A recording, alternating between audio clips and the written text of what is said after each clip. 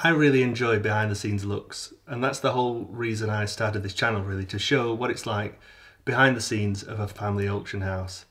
And in the last episode I showed you a little bit of that, what it's like meeting customers and the unboxing of the new tech when we looked at that new HD webcam. And now we're gearing up for this weekend sale where we're going to use that webcam for the very first time.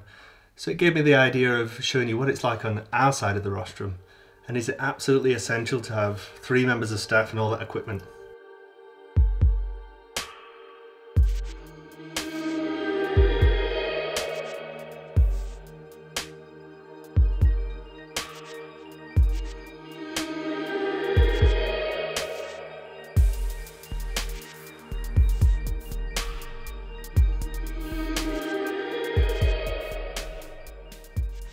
Now, back in the good old days, an auctioneer only needed himself and 2 pieces of equipment to run a sale: his gavel and his pen. But now in these modern times of live internet bidding, we need 3 members of staff, 2 laptops, an additional screen, 2 microphones, a webcam. I think that's it. That's all we need to run a sale. So why is it necessary to have all this staff and all this tech? Let's have a look. Now, the person sitting furthest from the auctioneer is the person running the live internet bidding applet. Now, if I'm brutally honest, I don't know how any of that works. I've never had to run it, thankfully. But that person's job is basically to communicate everything that's going on in the sale to everybody out there bidding at home. What lot we're on, the amount we're on, what the bidding increments are, whether it's in the room or whether it's to the internet. So without that person running that machine, live bidding just can't happen. Now, seated next to the auctioneer in the middle is the commission clerk. And they're a kind of overseer. They've got to make sure the auctioneer's on the right lot. He's not missing any reserves they might be. He's not missing any commission bids, that's important. But they also have to record the wholesale, what happened, so the hammer price or what the lot made, and the buyer reference, who bought the lot.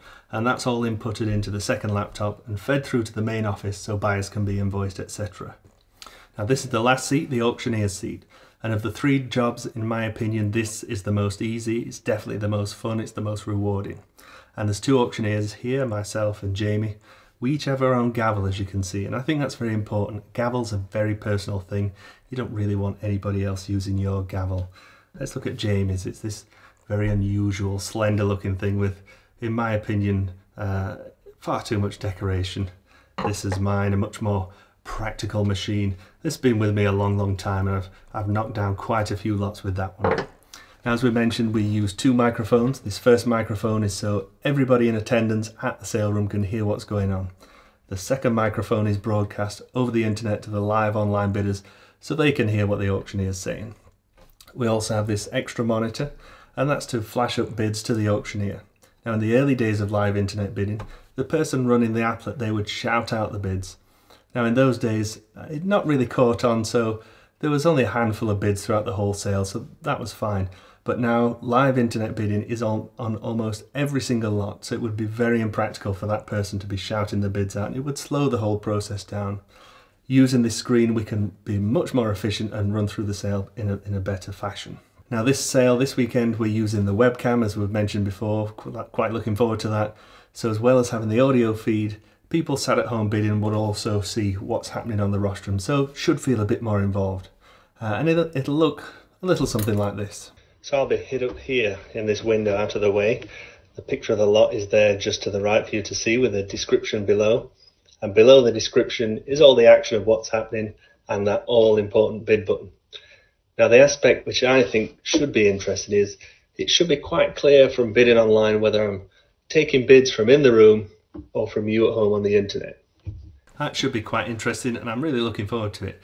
And I think it's important to keep introducing new challenges to things that you're used to keep you on your toes. Now, for a long time, I didn't really see the purpose of having the webcam. I didn't really want one. It's actually possible to bid on a sale online without any audio, without any video. Quite easy to do. But then I watched a few sales from other auction rooms who had audio, who had video, and it made the whole experience much more enjoyable, much more like you're involved, like you're almost there in a way. And it's important to keep that experience as good as possible, because the live internet bidders actually outnumber those people in the room. Now, that in itself is a bit of a shame. Does it matter? I don't really think so. There's about 100 bidders that come to the sale room to bid in the room, and I'm really grateful to those that do that, and it's great to see those people every week. There's about 400 people bidding online. So yeah, it's really important to make that experience as positive as possible. The-saleroom.com provide the live bidding platform for all our auctions, and they currently charge buyers a 3% surcharge. That's on top of the buyer's premium. From the 1st of November, that's going to increase to 4.95%. So if you're an internet bidder, I'd really be interested to know what your thoughts are on the surcharge increase. Let me know in the comments below. I've used saleroom.com myself to buy things in the past. It's really convenient, it's really easy. It's especially good if you're interested in something at the other side of the country. I'll continue to do so after the price increase. To me, it was only a matter of time.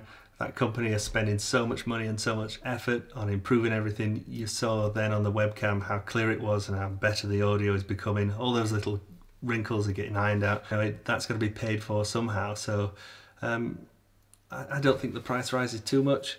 I've spoke to a few dealers. There was a little bit of an explosion, a miniature explosion on Twitter. And I think the general consensus is that they're greedy.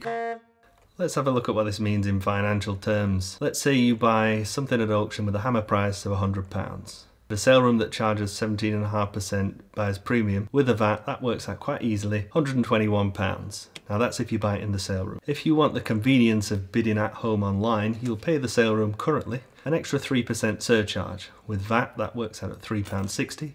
Giving you a new invoice total of £124.60. After the 1st of November, when the surcharge increases to 4.95%, the new surcharge with VAT is £5.94, giving you an invoice total of £126.94. After the price increase, the difference to you is £2.34. So yeah, you can see in financial terms, that's not a major impact. I think people's upset is really on a matter of principle. I know things in the antique trade at the moment are quite difficult, so any little squeeze anywhere, you know, you're going to get upset about. But I think in the long term, this will all be forgotten and the new rise will be accepted. What we really hope is that they don't push it any further. But anyway, let's get away from politics and let's have a look at the sale preview.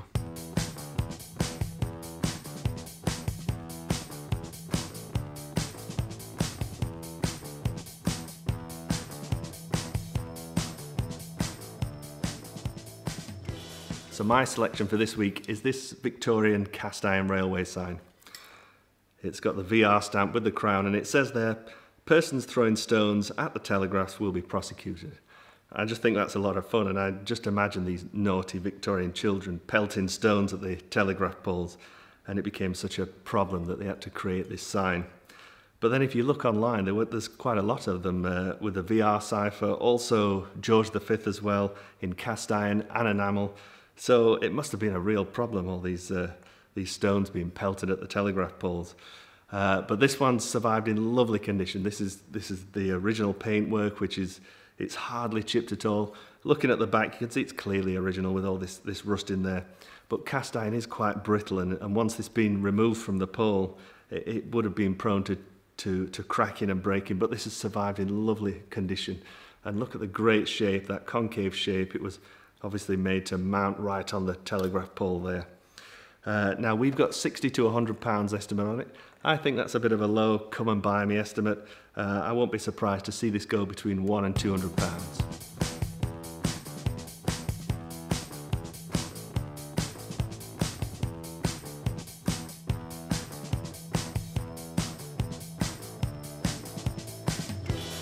Okay, so now it's the wish list item. The lot in the sale that's attracted the most online interest. And this week it's actually for a group lot, 3 pieces together. Now there's only one of the items that's caused a stir, so I thought it'd be fun for you to play along at home, so see if you can pick out the best piece. So it's either for this rather attractive composite bust of Charlotte Bronte, raised on a socle plinth, or it's this old miner's lamp by Johnson, Clapham and Morris, or is it the pewter flask with a nice engraved detail and actually dated 1895. You think you've got it? I'll put you out of your misery. It's the miner's lamp. So making these videos has highlighted to me how little knowledge I actually have in the antique trade. And this trade is quite good at doing that, showing us up, whether we're auctioneers, dealers or collectors. But that's what makes it so vibrant and so fun and such an interesting place to work or a place to be your hobby. But a lot of people are so knowledgeable after the fact, you know, when something's gone through, saying, oh yeah, that was clearly going to make money, that was rare. But in any one of these categories, it really takes those specialists, the experts, the collectors. Only they really know these sort of dark corners of that field, those really rare things. And it's the rare things that drive the price. We now know that this lamp in particular, very few were made. Hence, the supply and demand pushes up the price. So online, with 11 people watching, the bids already with competitive bidding, we're up to £1,300. But we've actually got 2 bids on the book that both beat that online bid price, and with a telephone bidder waiting for the day. So let's play along again. Let's be knowledgeable after the fact.